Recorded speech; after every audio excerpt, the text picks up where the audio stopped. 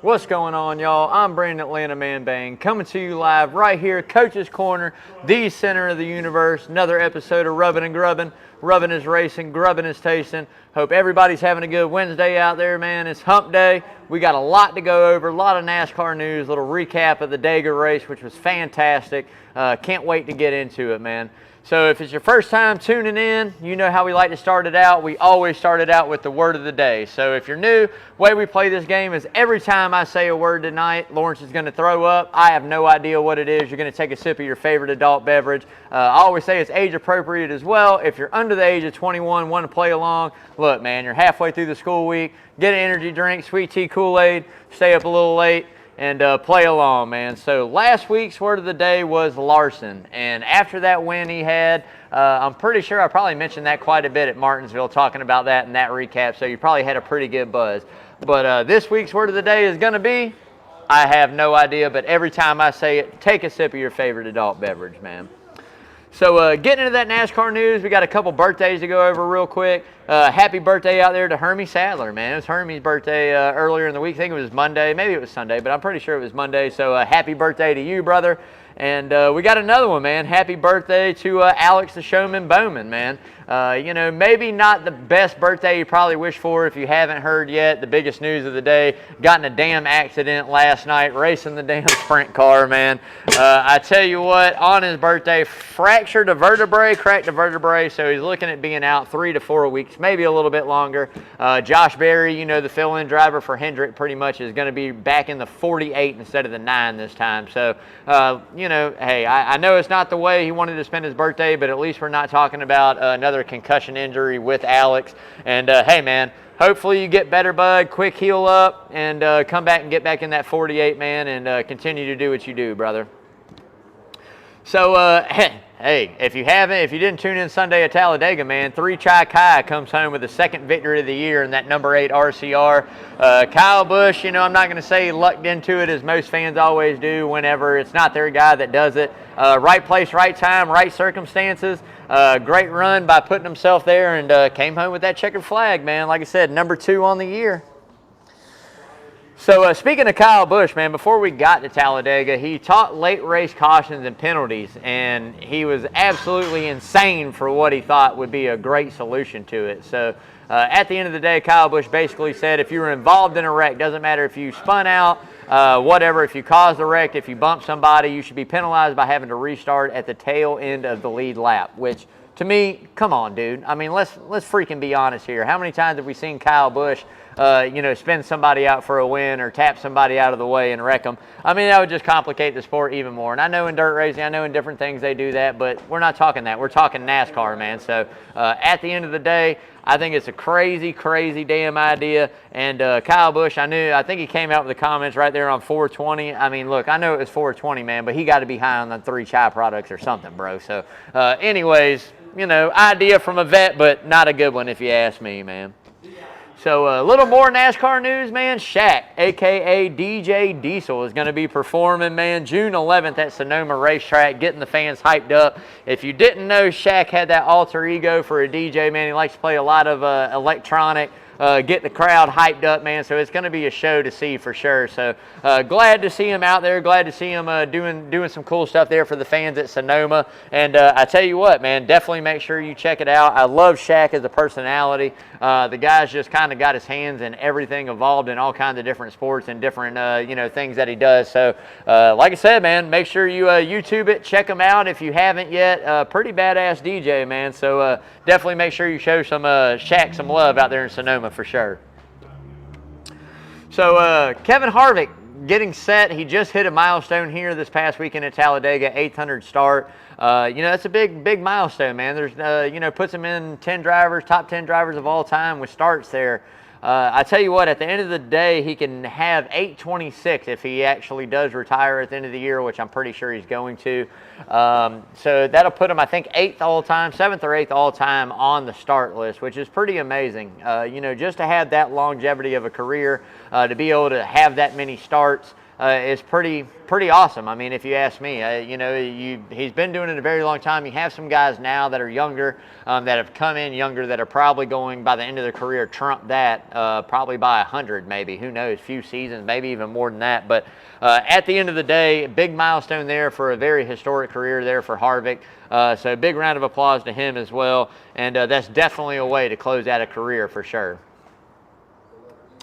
So speaking of big starts, big shout out to Alec Gustafson as well. He just had his 650th career start there as the crew chief, man. So another milestone there atop the box.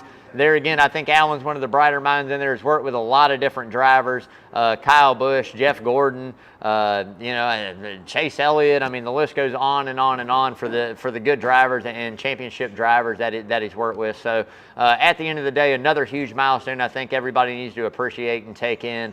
Maybe not as intense as being behind the wheel and driving, but definitely just as stressful. I can guarantee you that, if not more. Having to deal with ownership and manage every guy in the shop and really laying your head down at night going, man, did I make the right call? Did we set it up right? I'm sure a lot more worry goes into it than getting behind the wheel and driving it for sure. So big shout out there to Alan Gustafson as well, man. Before we get into any more news, got to give a big shout out to social media. If you haven't yet, go out, like, share, follow all that social media out there. You can find Rubbin and Grubbin and myself on Twitter, Facebook, but definitely most of all, go subscribe to that YouTube channel. We're still trying to reach that mark to get rid of this Kevin Harvick helmet, signed autograph helmet.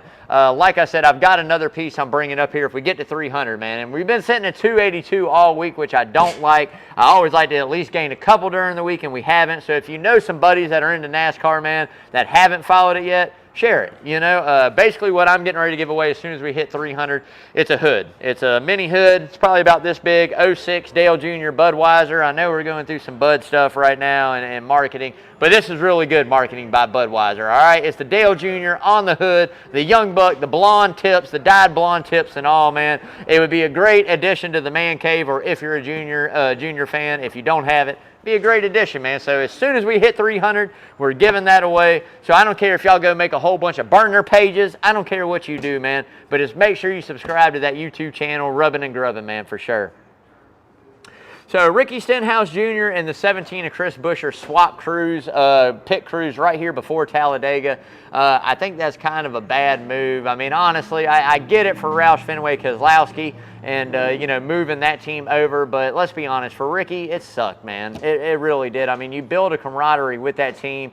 You go out, especially after having that Daytona 500 win, and those guys just being super involved and amped up and going, hey, man, we can make some moves. We're coming together, the camaraderie there, just to support the friendships. And then for not even, basically 10 races into a season, go, all right, well, we're going to move you guys and send you over here, and we're going to put this team over there. It's just kind of a shit move, if you ask me. I mean, honestly, it's just kind of a bad move. But it's part of the sport. It is what it is. I've been saying it the past couple years, especially when we swapped over to that one lug with the next gen. I said pit crews are going to become a very hot commodity in NASCAR, and they have. You see it day in and day out. We see teams struggle. We see changes being made. We see when we get in the playoffs, which has happened for years, but we see when we get in the playoffs, if you're a Rick Hendrick and you got 2 cars in and you got some guys that are better, you'll swap that around in a heartbeat just to give everybody the best possible chance of winning that championship or winning that race. So I can't hold them down too hard, but I do feel for Ricky Stenhouse and all those pit crew members there that rode with them with that Daytona 500 win for sure. So Blaine Perkins, if you don't know, the Xfinity race had a really, really wild accident there for sure. Blaine Perkins went for a nice barrel roll there at Talladega. Walked away from it, got out of the car, got into the ambulance, went to the infield care center. They took him to a local hospital for, I think it was University of UAB or one of those UAB hospital. But they took him there for further evaluation. He is doing good. Glad to see him okay. It just goes to speak volumes of how far the safety has come. Honestly, I mean, you've seen some pretty good ones, man. Rusty Wallace had a really good one. Ricky Craven had probably one of the most craziest ones I've ever seen anybody get out of. There's pretty much nothing left from that car but the roll cage. So just to speak volumes on that, how advanced and how much more we are and how safe these race cars actually are. You know, we got a little bit more to talk about on safety and some things that also happened at Talladega in that Cup race a little further in the show. But just glad to see him okay and walk away from that. And definitely, you know, I mean, life is important, man. Racing is fun and it's a hobby, and we all know this goes along with it. But glad to see him safe and okay and getting home for sure, man. So quick recovery, brother, and get healthy, man. Big shout out to Jeb Burton as well, winning that Xfinity race. I tell you, Jordan Anderson, I don't know if it's team ownership or if it was a ride he was involved in, but if you don't know, Jordan Anderson was the one that got caught on fire and got some real severe burns last year. And Jeb drove that car and got the win. And he, man, I tell you what, that was an awesome race. Cost us some money. I will say that. It did cost the Rubbin and Grubbin crew some money here because we were getting ready to hit it. And we just didn't, unfortunately. But at the end of the day, it is what it is. Jeb Burton comes home victorious, man, and I know he drank some cold beer and partied it up. So, hey, man, good win, brother. Big shout out here and congrats from Rubbin and Grubbin for sure. So, key to success on short tracks with the next gen. Denny Hamlin had some comments on here that I agree with for sure. Tire compounds being the key to success. I think tire compound is definitely kind of going to come into play there if we want to make a good show on some short tracks. And Martinsville is really one of those short tracks that it really is a true short track. I'm going to say they're in New Hampshire. And the New Hampshire race last year really wasn't that bad. You're going to see it at North Wilkesboro as well, a little bit more of a flatter track. But a softer compound would definitely pay dividends at Martinsville for sure. It is a playoff track, which we got to get it figured out, I think, before we go there. Soften up that compound. Tire wear is going to become more, you know, tires are going to mean more. But I also think we've got to look into things in the future of maybe the next few years of changing that. You know, we got to get rid of probably some of those more aero diffusers, even if we open up the whole bottom of the car. And Kyle Busch talked about this, I think, last season. Just open it back up.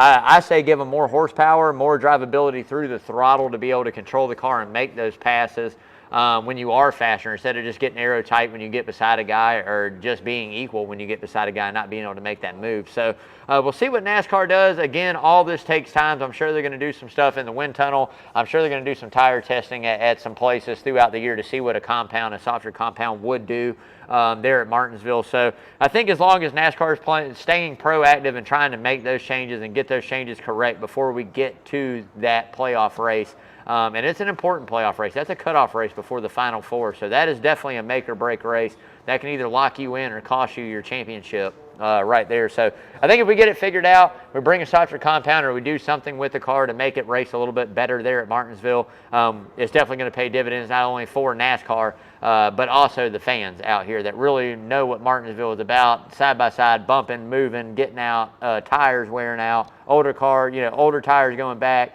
newer tires coming to the front, long runs, all those things come into play, and we just missed that a couple weeks ago. So hopefully they get it figured out and we move forward with a good product. So Pitbull, man, co-owner of Trackhouse Racing, man, is getting ready to name a studio album Trackhouse. So, you know, at Trackhouse had a lot of success last year, having success again this year. Hadn't got that race win yet, which I think is probably coming at some point in time. Chastain's been fast. Suarez has shown, you know, streakiness, being fast at certain places. So it just goes to show you what the NASCAR aspect of the ownership of Pitbull means. I mean, when you're ready to name an album after of it, awesome deal. A little bit more about Trackhouse, man. Carl Edwards is going to tour Trackhouse as soon as he possibly can. A lot of rumors swirling out there about him maybe driving that Project 91 for Trackhouse. Maybe in the future it might, but Carl Edwards is, I think, done with racing. I think he's moved on in his life. He's enjoying what he's doing. And, you know, I'm sure he still wants to be involved in some part or form of it.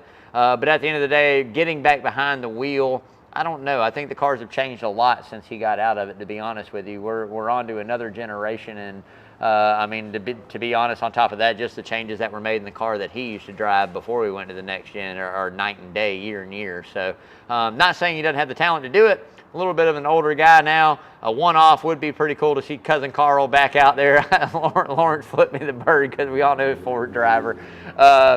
Till he went to Toyota, you know, which I think that's kind of sacrilegious, but it happens. I mean, Kyle Busch just did from Toyota to Chevy, so it happens. Chevy to Toyota, back to Chevy. I mean, you know, come on, man, whatever. But at the end of the day, it'd be cool to see Cousin Carl back out there. I think it'd be good for the sport, good, you know, for fans. And I'm not beyond Justin Marks, what he talked about, and I talked about it, I think, even before him, if you want to be honest.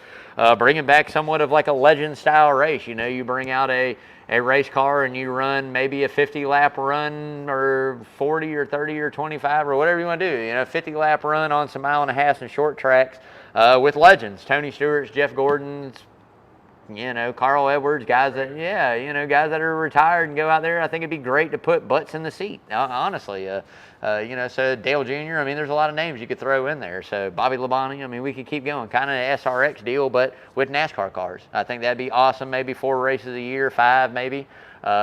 Be something cool for fans to add a little value to that ticket for sure. So that'll wrap it up there for the NASCAR news. Before we go any further, that was a good bit of news, man. We're going to pause for station identification right here on Coach's Corner Sports Network. Hope everybody's having a great Wednesday night out there. Cheers, y'all.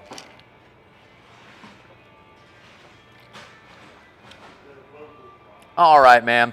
We're getting into my favorite segment of the show, the Checkered Flag for Charity. And as you all know, this is going to a friend of mine here that's local, Miss Jamie Searhouse Monroe. Lost her husband, you know, lost her mother as well in a very short span of each other. So I do just want to start it out and say all patrons, everybody that's come up here to coach us so far this season and donated in to that Cooler Full of Joy and the raffle that we've been doing. Thank you guys so much, man. None of this is possible without you and the patrons here at Coach's Corner, as well as the ownership and everybody from top to bottom inside this restaurant and establishment.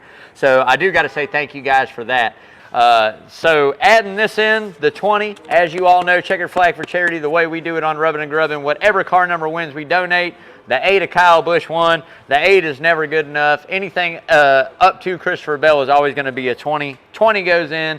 This cooler here wasn't one of the biggest hits that we've had. $310, but hey, like I said, every little bit helps, man. That brings this year's total to $1,991, man. $1,991 so far through 10 races, man. We got 27 more races to go, okay? We got an all-star race in there, 26 points, 27 races total. We're going to be having another Cooler Full of Joy coming up this weekend here. I'll talk about who's playing just a little bit later on in the Sound Garden. But I've also got some other things coming up later in the season. Once we get back into college football, we've got some Dogs tickets we're getting ready to get into. We've got some Brave tickets we're giving away. So there's going to be some other things outside of just the Cooler Full of Joy that we're doing. But there again, I say it all the time, doesn't matter what it is. Nickels, pennies, dimes, 10, 20s, 150s, whatever it is you got to donate, man. If you come up to Coach's for cold beer after work with the fellas, if you bring the family in here to get a meal and you want to donate into the Checkered Flag for Charity, tell your waiter, tell your waitress. If you see John and Adele, stop one of them. They're going to make sure it's going to go to the right place here on Rubbin' and Grubbin'. And like I said, the best thing about this, man, is it all stays local right here in the Savannah area. So again, thanks to everybody that's donated so far. Let's keep it going. Let's get some money for this this amazing, great lady. I mean, she is an awesome person, one of the most kind, humble people you ever meet in your life, does a lot for other people outside of herself. So that's why this year we've decided we're going to do something for her, man. Jamie, love you, ma'am, and can't wait to see you soon. So getting into my second favorite part of the show, the Who's Hot and Who's Not, sponsored by Arbor Man Tree Service. But before we do, let's talk a little bit about Arbor Man. Mr. Parker Eccles, owner and operator over there, just an awesome dude. You see the koozie right here, I rock it out. I got a hat too, I rock out this season as well, man. I tell you what, awesome guy, runs a great business there, taking care of all your tree service needs here in the Savannah area, locally owned, locally operated, insured, full tree service, man. Doesn't matter if you need some limbs cut back, full tree removal, stump grinding. If you're unsure, man, just give Parker a call. I'd be glad to come out and give you an estimate. Like I said, you'll see that number scrolling on the screen all night long. Arbor Man Tree Service, Parker Eccles. Make sure you give him a call. As I always like to say, no tree too big, too small. Give Parker a call. Love you, brother. And I got to call you, talk to you about Atlanta coming up in July as well, man. I know you're probably watching tonight, but I'll call you here in the next couple of weeks, man. Love you, dude. So, like I said, getting into that Who's Hot, we got a new number one, man. No, we don't. It's the same guy from last week. It's Kyle Larson. Yeah, you like that. Come on, man. You know I had to tease a little bit. Kyle the Martian Larson, as I like to call him, is going to stay number one. Young Money is on a streak. It seems like 1 week he doesn't, the next week he wins, 1 week he doesn't, next week he wins. Him and Cliff Daniels got it figured out. I mean, this is very similar to that 2021 season. Don't be surprised to see Kyle Larson win quite a few more races as we get in here into the summer. We got some tracks coming up that definitely fit his style. So at the end of the day, I mean, just really good runs, bringing fast race cars, pit crew doing what they need to do. Execution is at a high. Last week at Talladega, it looked like he had a good run until he didn't, and we're going to talk about that a little bit later on. But, hey, as of right now, Kyle Larson retains that number one spot. He is the king of the mountain, man. Until somebody comes out and really starts giving him a run for the money week in and week out and bringing fast race cars like that, he's going to stay number one. So Chevy on top, baby, bow ties. Better yet, a Hendrick Chevrolet. That's what I like to say right there, man. Three Chai Kai takes over at number 2, man. 2 wins on the season. I tell you what, we are definitely seeing the resurgence of Kyle Busch over there at RCR in that 8 car. And not only the resurgence of Kyle Busch, but you're seeing the resurgence of RCR. I tell you, I really liked his comments that he said, and I think he's kind of maturing a little bit in that aspect of it. He goes, look, when I came over to RCR in the 18, he goes, I feel like it's my responsibility to put in all of my knowledge, to donate, to, you know, devote all my time into that race shop, making this race program better, rebuilding that from the ground up. You know, he felt like he owed it to Richard for taking, you know, a chance with him, and it's paid off. I mean, 2 wins. I can't, you know, outside of Tyler Reddick last year, I can't remember the year before. It was probably years that we saw them, you know, kind of bring the race cars that they bring to the track like they're bringing this year. So definitely got to give a big shout out to Kyle Busch and the maturity he's showing there and building that race team, and definitely to RCR in general. Now, I will say this, Austin Dillon needs a little fire lit under him. We know the race cars aren't the issue with Kyle Busch being able to win races. And I tell you, Austin's really got to, you know, start putting the pedal to the metal, man, and getting those consistent runs there. But right now, RCR, 8 car, Kyle Busch, second on that hot list, man. 3, come on, man. You know we got another Hendrick car on there. William Byron, man. I mean, William the Kid Byron, a.k.a. William Big Hat Byron, man, is going to be 3rd on that list. I tell you, 7th there at Talladega, somehow found a way to come back and finish pretty decent there. And I tell you what, man, he's showing a little more consistency now than what he did last season. I know he's got a couple wins, and kind of last year he fell off a little bit, but he's showing a lot more consistency throughout the season right now. And I think that's maturity, and I think that's feeling more comfortable in the situation and the seat that he's in. Also, I will say I think Jeff Gordon has something to do with that. I think Jeff Gordon is definitely pushing for that 24 car to be successful over there at Hendrick. And when you have the likes of Chase Elliott and you have the likes of Kyle Larson, you can't do anything but get better, right? We know that William has had the talent. You know, we saw that in Truck Series, we saw that in Xfinity Series, and it's really starting to come to light in Cup. So I like him. I love rooting for the 24. I tell you, if Chase Elliott would have came out and drove the 9, I might have become a William Byron fan, just because of the fact in my NASCAR career, I rooted for one driver. It was Jeff Gordon, the 24 car. That was it for me. I rode that until the very end.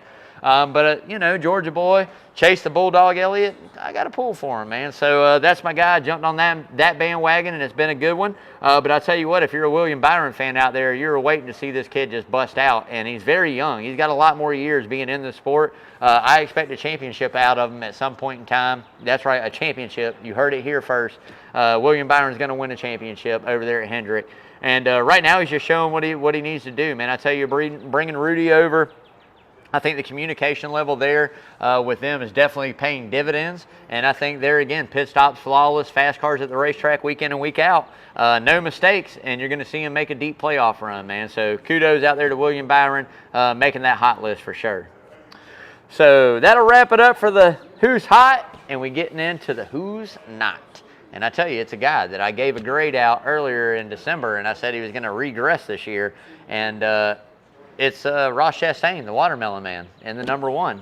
I tell you what, let's see, what do I got written down? Seemed to be slipping a bit, man. 3 weeks without a top 10 finish. And I know that's like, oh, 3 weeks. It's really not that big of a deal. But if you go back and look at last season, the top 5s and top 10 streak that he had was just absolutely amazing. By this point last year, he'd already had a win. So there again, you know, he's regressed a little bit right now. Do I think that Trackhouse is going to win a race with that one car? Of course. They're bringing fast race cars. Justin Marks ain't playing no games over there in ownership. He's definitely doing his thing. I just think that, you know, some of the stuff we saw last year just hadn't gone his way. Now, I know a lot of people talk about at Dega with Noah Gragson being up there in the move he made. Look, we all know Ross is an aggressive guy, right? He's going to make that move. Noah said he didn't think he was going to do it. Come on, man. It's Ross Chastain. He's going to put it everywhere it doesn't belong. He does it every single week. So, you know, showing speed, Trackhouse got it going on. Pit stops, there again, good pit crew underneath him, bringing fast race cars. His time will come, but do I think that we're going to see Ross Chastain making that deep playoff run? No, I think round of 12. Round of 12 is about as far as he goes. I don't see him making the round of 8 this year. It might happen. Just depends on who he's going up against in that round of 12, to be honest with you, and what kind of, if they have mechanical failures or what unfolds. We got a long way till we get there. But right now, hey, I think he took a step back, man. Ross Chastain, Watermelon Man, on the cold list, man. So who else is on the cold list, man? It seems like this is almost a weekly occurrence for me. NASCAR fans. NASCAR fans on it again after complaining about Talladega. All right, man, look, I don't think there's any making NASCAR fans happy. I think we have the most biased, bullshit fan base in any major sport out there, right? Like any other sport, you're going to pull for a team, right? And this is what makes NASCAR different. You pull for a team, right? You're out there going, oh, well, I don't care how shitty the football game was, or how bad the baseball game was, or how horrible a basketball game was. As long as your team wins, you're like, oh, my team won, right? Like, who really cares? NASCAR fans tend to complain about the product on the track more than anything, than any other thing I've ever seen fans complain about being on a field, right? Like, football is football. It's going to be football. Racing's racing as well, right? I thought that was one of the better Talladega races I've seen in quite some time, and I'm going to talk about that a little bit further on the show. But NASCAR fans are on the cold list. I'm not going to put myself in that category because I just love racing. I mean, we're getting ready to get into another form of racing I love. We got the Kentucky Derby coming up, and you can believe me and Lawrence are going to be running some horses as well. So if you follow social media, we'll be putting that out there as well. But I tell you, man, I'm just a race fan. So I wish people would really just take in what NASCAR is doing, the product they're trying to put out there. I don't agree with everything they do either, y'all. I'll voice my opinion on here. But that doesn't mean I complain about a really solid race or a lackluster race. You're not going to hear me complain about it. Do I think things could be better? Yeah. You'll hear me complain about aspects of it, but not the race. I mean, it is what it is. You pull for who you like. You watch it. There's some side-by-side, if not. Now, NASCAR gave a statistic out of 300 plus passes being made at Talladega. Well, I'm going to say no shit. That's because they ride side by side and they do this every other lap. So yeah, there was 300, lead lap changes and 50 whatever different leaders at a time, or whatever the hell statistics it is out there. It's Talladega, man. But at the end of the day, NASCAR fans, you guys are on the freezer, man. You guys are in the freezer. Matter of fact, I just like it. You guys are buried in the freezer. Like, if you were a dead body, I would put you in the freezer right now, man. That's the way I'm feeling. So, probably going to be on the not list as we move forward numerous times this year as well. But hopefully we'll get it figured out as a fan base, come together, and let's just not complain. And a lot of this is next-gen fans, as I like to call them. I will say that. A lot of this is not older generation racers or NASCAR fans. Obviously, I think you have that in every generation. I think I talked about this last week, from Petty and Pearson and Cale Yarborough generation into the 90s there with Jeff Gordon and what you saw the change in the car and what we're doing into today.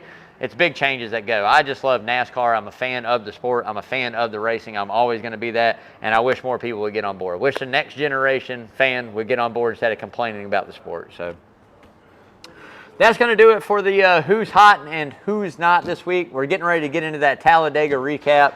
And I tell you what, if you just tuned in, man, as I said, Kyle Busch found a way to survive the mayhem and madness there at Talladega and bring home that victory. I think that was the first time he's actually won at Talladega in almost 15 years, which is hard to think. I mean, I know if you watch, it's not his forte of racing. That's not something Kyle Busch has always been great at, as speedway racing or not restricted or restrictor plates. We don't use them anymore. They use a tapered spacer, yada yada. But super speedway racing has never been really one of his main fortes. But look, he found a way to win it, man. And there again, I'm not going to say you lucked into it, because you always have to be in position to win that race. You can't control what happens in front of you. You can only control you, right? And he did a great job of that. And I tell you, the only thing I think he lucked into was not following, the crew chief calling him in to come get gas. He stayed out on a mistake by missing pit road, basically going, hey, too late, I can't come in now. And it worked out for him. He didn't run out of gas, and it worked out. So I wish it would have. I had Bubba in our weekly game of skill here at Coaches, and I was going for 4 wins on the season, or 5, I think 4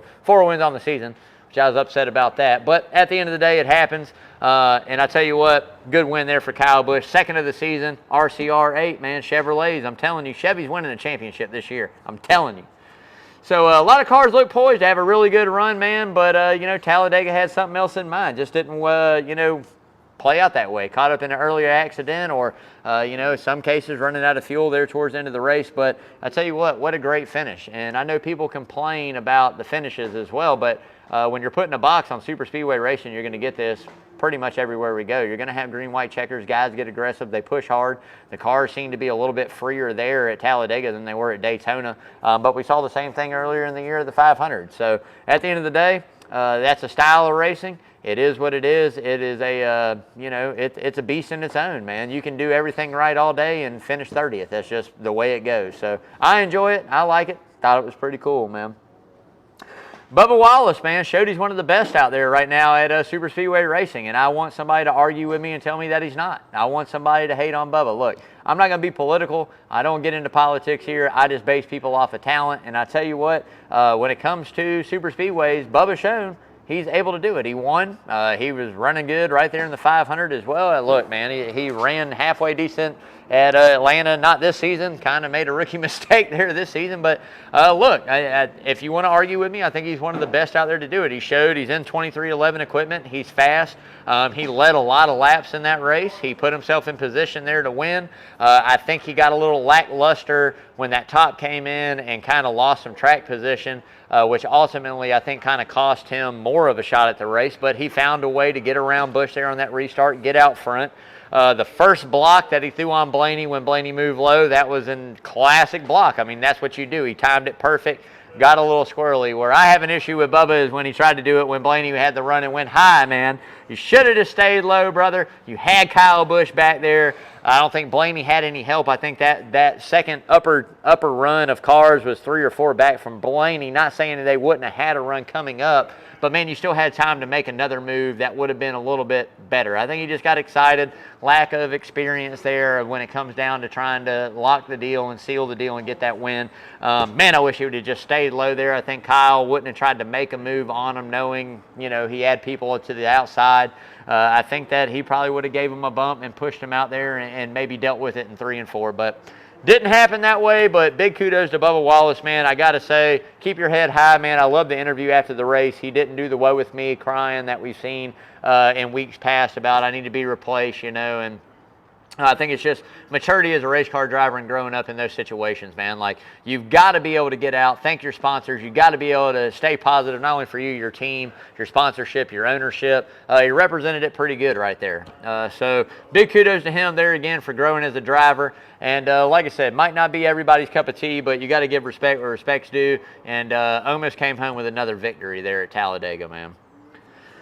So, glad to see Kyle Larson's okay after a massive hit. I told you guys earlier in the show we're going to talk a little bit more about what happened in big hits and Blaine Perkins going on a barrel roll. This is totally different, man. I tell you, that was pretty scary. I'm glad it happened on the passenger side of that vehicle and not the driver's side for sure.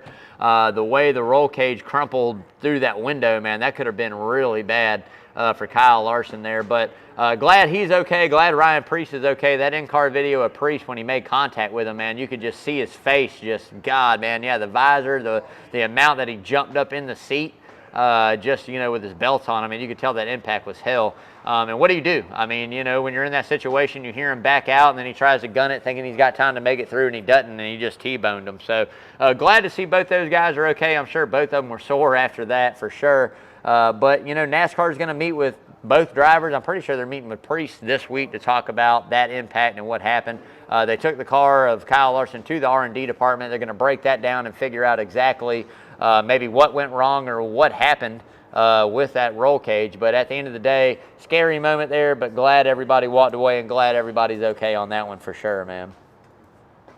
All in all, if you ask me, really good race there at Talladega. Like I said, one of the better ones I've seen in the past few years. You know, the excitement of Talladega is very similar to the 500. You watch the whole race for the finish, right? Other races, you got other things going on, cautions, you're kind of watching who's moving where, who's coming up through the field, who's dropping back, who's got the long run, who's got the short run.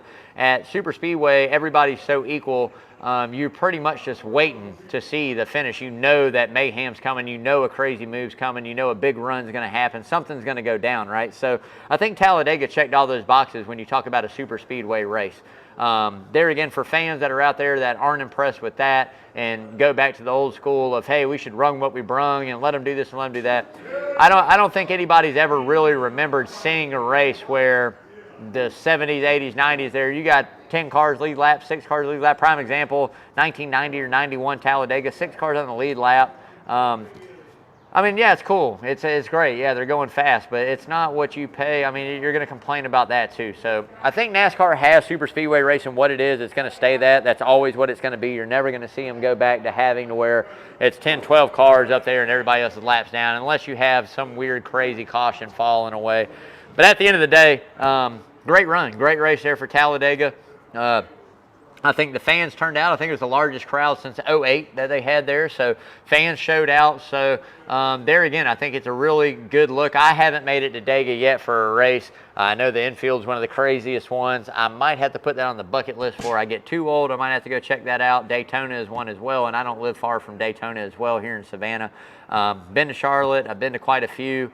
But there again, those are two I got to put on the bucket list. Me as a fan, it's not my favorite forte of racing. Super Speedway is not mine.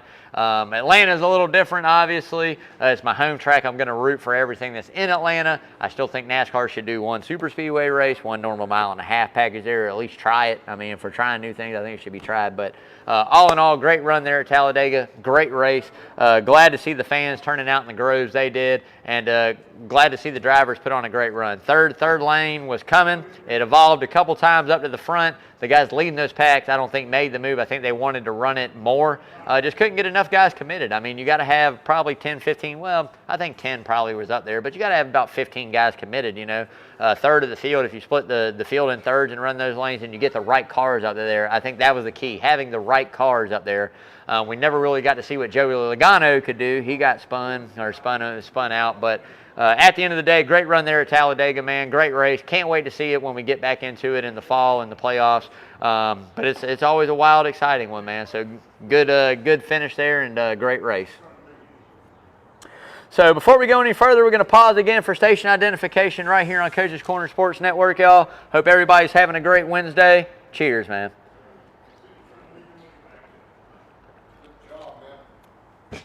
All right.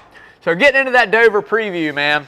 Dover is one of my favorite races. I don't know if you guys ever tuned in, but the old 104.3 ESPN, me and PJ Zuko used to do a show on there, Green, White, Checkered. I've had him on the show a couple times. PJ is very knowledgeable in NASCAR as well as myself. They go every year. Him and his dad, this is kind of their deal. I'm pretty sure he moved down from Pennsylvania. They used to go all the time. So pretty neat deal there, but it is a very unique 1 mile concrete track. Outside of Bristol, this is the only concrete we got pretty much, man. You know, you got strips of it at Martinsville, but this is an awesome racetrack. Very aggressive, very fast to be a high bank 1 mile, very self-cleaning. So if you spin out on the bottom, you're going up. That's just how that happens. If you wreck up top and hit the wall, you're coming down it. So you see some crazy stuff happen at Dover. It is a very unique 1 mile, very high bank, like I said, very fast, very aggressive, big bumps going in the turns, through the turns. We're going to see what happens, man. Look, my main man, Chase Elliott, as you see the shirt, that 9, baby, got his first win of 2022 there last season.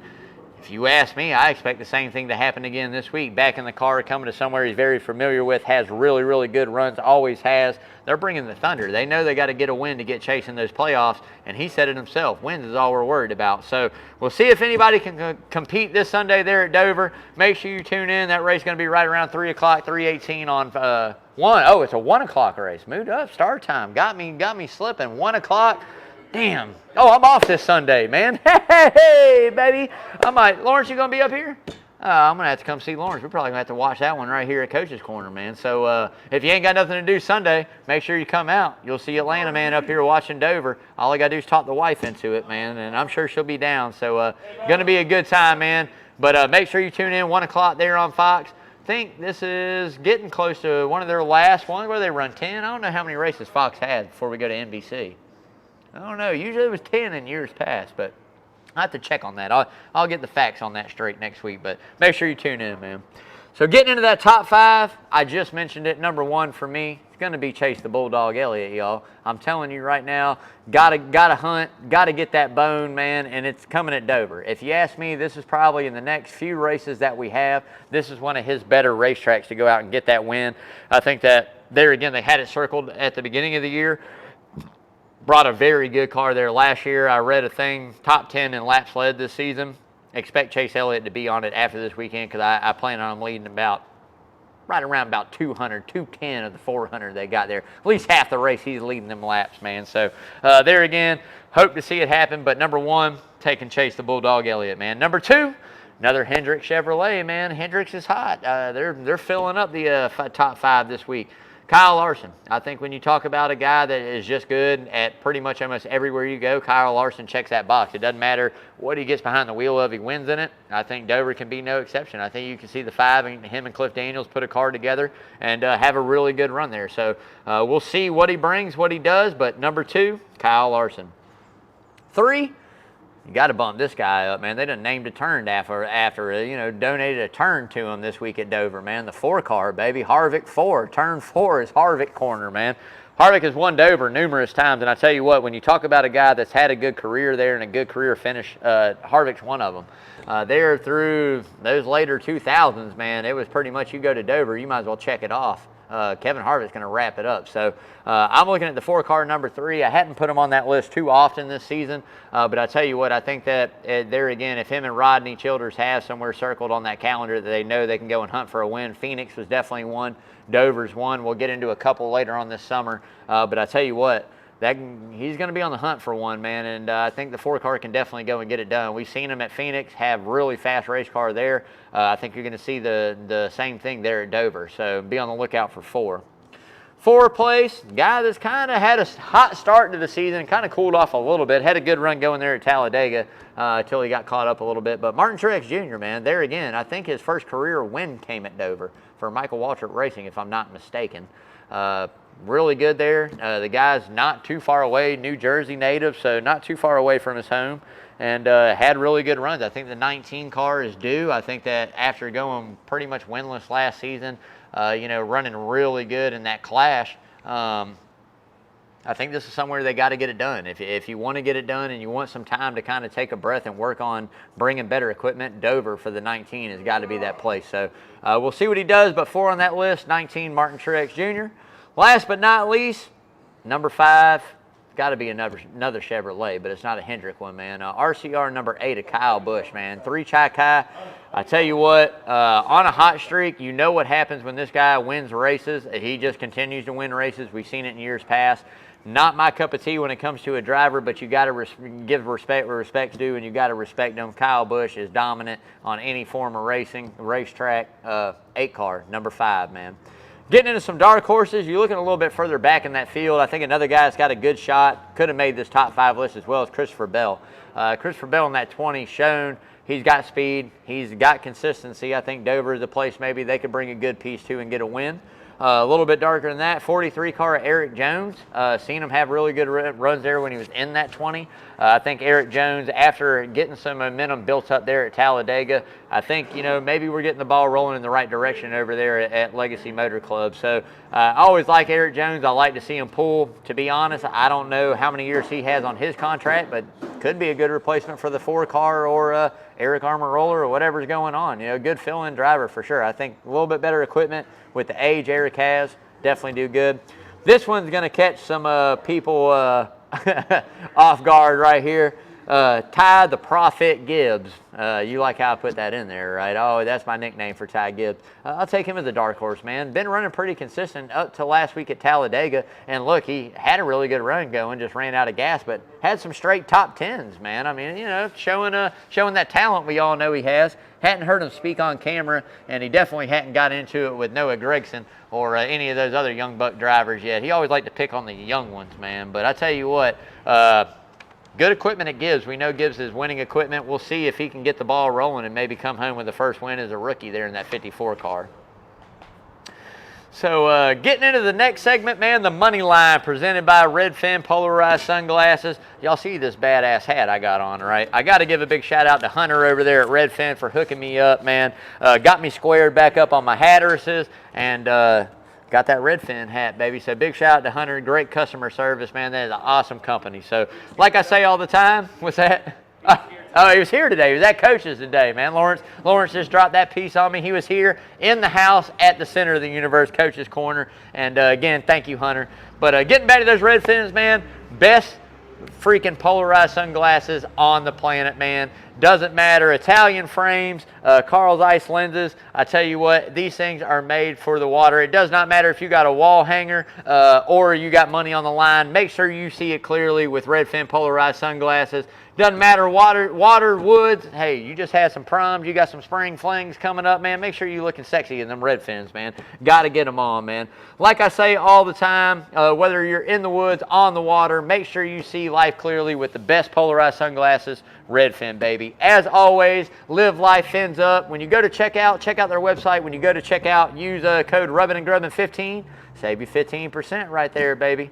So getting into the money line, man, we missed it again, man. We were close, man. I'm telling you, we were real close Saturday, all right? Saturday was a money day for us, man. We had that thing looking real good, getting ready to come home with some big bucks till we didn't. And I tell you what, Sunday was kind of the same way. We missed a little bit. I had a super busy day Sunday at work. I couldn't quite get the guys I wanted to Lawrence. He texted me. Lawrence locked in some guys.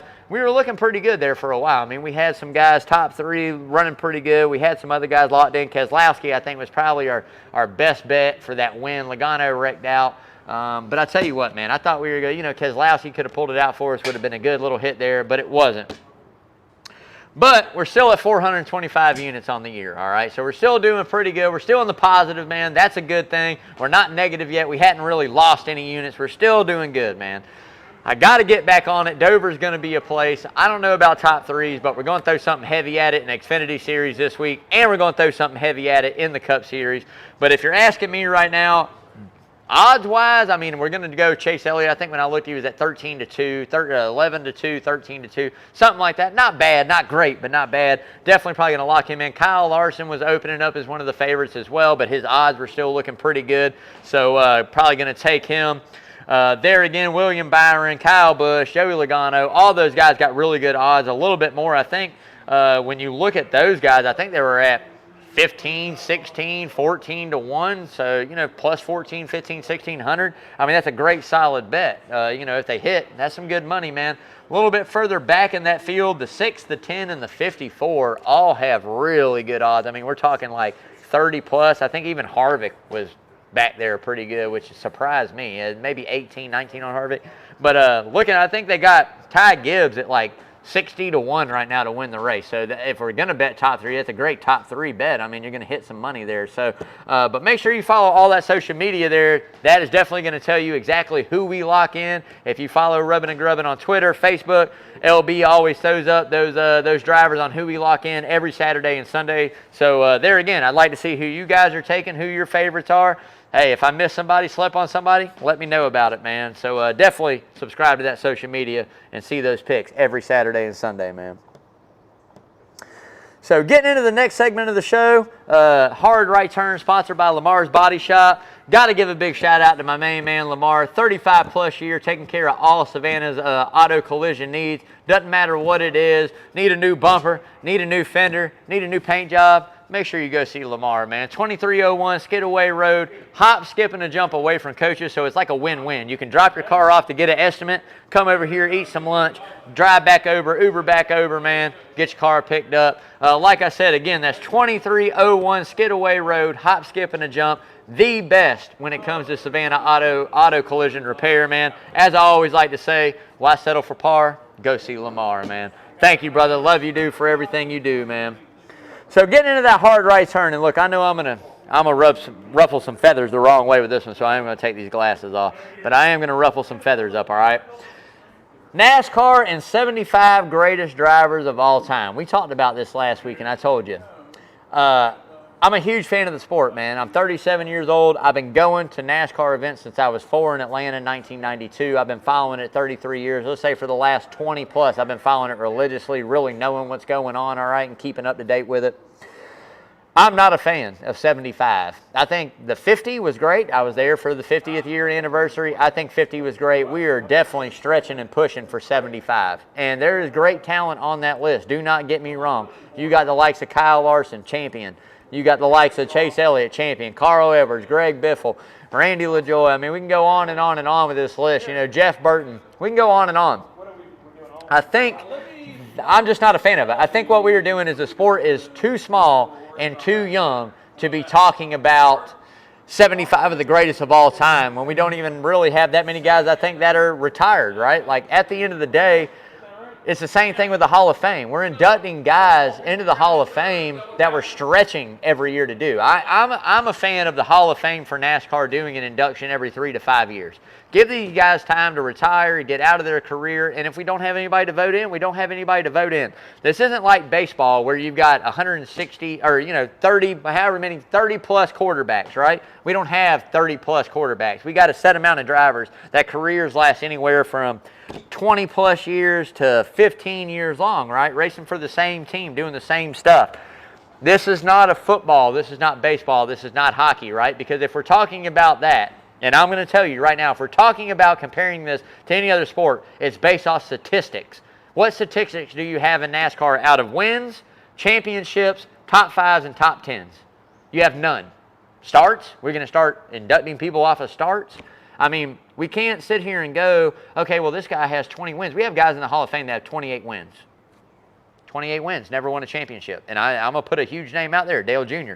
Do I think he deserves to be in the Hall of Fame? Yeah, 100%. But it's for outside things, outside of not only NASCAR. It's different records, right? It's just the aura that he brought into the sport, right? The ownership aspect of what he's done for the sport, the wins, the streak he's had at winning restrictor plate races, the Daytona and Talladega, just what he's done, right? There's things out there. But we've got other guys out there, right? Denny Hamlin, there's one prime example. Top 75 greatest. Does he deserve it? Yeah. Does Larson probably deserve it at the end of the career? Yeah. Chase Elliott at the end of the career? Probably. Elliott's got a championship and 18 wins, man. Carl Edwards, no championship.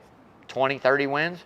Does he deserve it at some point? Yeah, probably. But not this year, man. NASCAR is using the 75 greatest drivers to advertise their sport and try to propel their sport in a different way. And to me, it's just not right. I don't agree with it. I don't agree with some of these guys that are in the Hall of Fame. I think we're leaving out some guys. Jeff Burton. Do I think Jeff Burton was an amazing NASCAR driver? Hell yeah, I do. Does he deserve to maybe be in the Hall of Fame one day or 75 list one day? Possibly. There's an argument there for that, right? No championships, man. This is just the things that I'm talking about. If we're going to start letting everybody into the 75 and the greatest of all time, right? Like 75 greatest of all time. We're inducting guys that are racing career. They're freaking 30 years old, man. They're 28 years old. I mean, hell, you might as well just go ahead and put William Byron in it. You might as well go ahead and whoever's in Xfinity Series, just say it's one of the best 75 of all freaking time, man. We're making our sport look foolish. It's just too young of a sport and it's too small of a sport to be doing what we're doing. So I think 75 could have waited until another 15 years, another 20 years. And then we could have done a top 100 list. I don't think we should have done a 75. I think it should have been 50 and 100, if you want my honest opinion. The 100 greatest drivers of all time, sure. Kyle Busch is definitely going to be in it. Jimmy Johnson. I mean, all these guys are all going to be on the list. It's going to be the same guys, but I think it's respect of career. We don't know what's going to happen in these guys' career, man. We don't know what's happening behind them, right? So the Hall of Fame, it's the same way with me. Same exact way. If we're going to induct guys into the Hall of Fame, we need to wait till criteria needs to be they need to be retired out of the sport. They need to be done driving. This is just something that here in the next 2 years, we're going to run out of guys to induct. Who are we going to put in? Are we going to start pulling names out of a hat and putting them in? I mean, is Mario Andretti going to make the NASCAR freaking Hall of Fame for one win?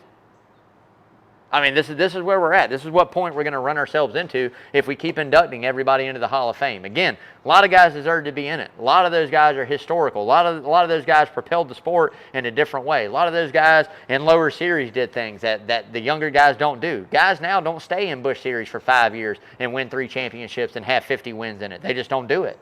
Why? Because the big goal is to go cup racing. Young talent. Everybody knows, hot commodity. These cars only come up so often. You don't see very many guys retire or get fired. That just doesn't happen. So NASCAR needs to take a step back, pull the reins on it, look at it in the light of this. We're making our sport look very foolish by inducting guys I feel like don't need to be in the 75 greatest or in the Hall of Fame right yet. Retirement needs to be a criteria to make it into the Hall of Fame, period. So if that means we got to take 5 years off from doing it, take 5 years off from doing it. I mean, it's going to be better for the sport in the long run. It's not going to look as foolish. Do I think it's neat what they're doing? Yeah, that's really cool. 5 drivers a week for X amount of weeks to put 25 new ones in. Great, man. That's awesome, right? But it's just too young. It's too soon. We should have done 50 and 100. That's my outlook on it. I wish you guys would comment on the show. Let me know what you think about the 75 greatest list. You know, I'm sure everybody that's on it deserves in a way to do it, to be on it.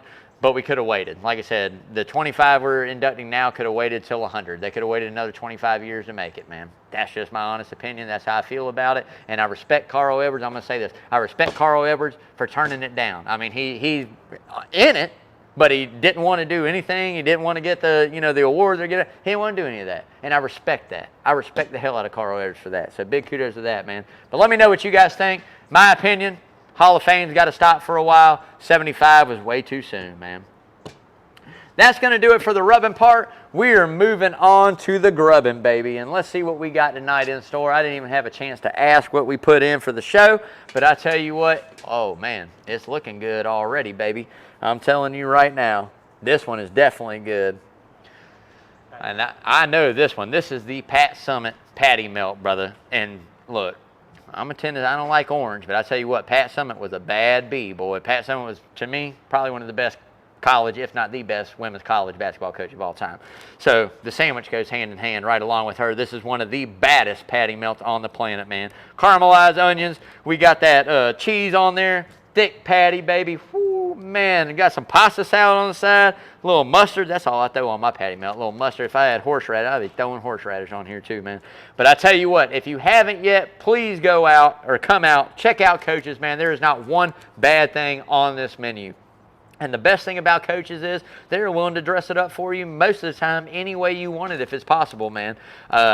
Every piece of food I've ever had out of here, and I've been coming here for a lot of years. I spent a lot of time at Coach's. I still come up a lot. It's amazing. All the food here is amazing, man. It goes along with the atmosphere and all the waitresses, the wait staff, the bartenders. Amazing, amazing thing that John and Adele Henderson and everybody has built here at Coach's Corner, man. So if you haven't yet, come out, support this local business, get you some good grub out of that kitchen, a couple cold beers to go along with it. And the best part, we're getting ready to talk about the Sound Garden, baby, where you see Atlanta Man live every week.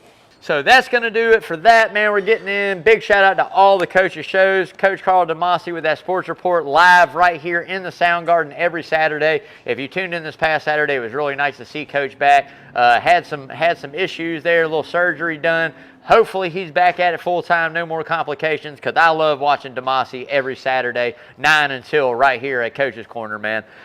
Just very informative. Does an amazing job covering all national sports, talking Braves baseball. Are they doing the baseball show this year, Lawrence? They getting ready to start it up? Or? Wheel gets better. As soon as the knee gets better, man, getting ready to crank it up. Who's on first base with DeMasi and Kyle Lawson, which I love that show as well. Coach, I'd love to get on the show. Hit me up, brother. You know I'll talk some Braves baseball with you at some point in time, man. You know I love you. Before we get too busy at work, because you know once summertime hits, I'm off limits on the weekends, man. But I tell you what, Coach Carl keeping you up to date, everything Major League Baseball, all Major League sports, and best part, all prep sports as well, man. So baseball, lacrosse, swimming, bass fishing. Yeah, I said bass fishing. It's an actual high school sport now, which just blows my mind.